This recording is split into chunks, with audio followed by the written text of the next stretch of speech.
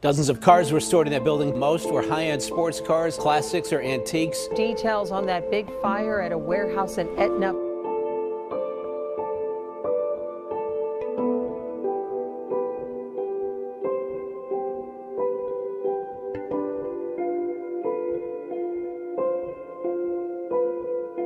This is all I've really known, is working on cars.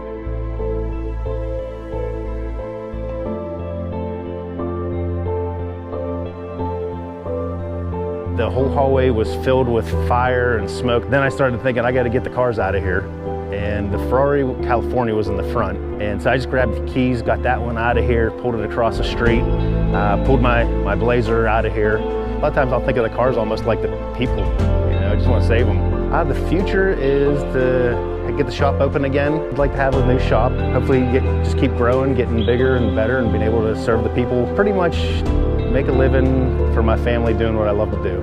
And treating everyone like friends and family is always the goal. Like I said, it's more than just the money. I mean, it's the passion, it's anything. It's all I've ever wanted to do.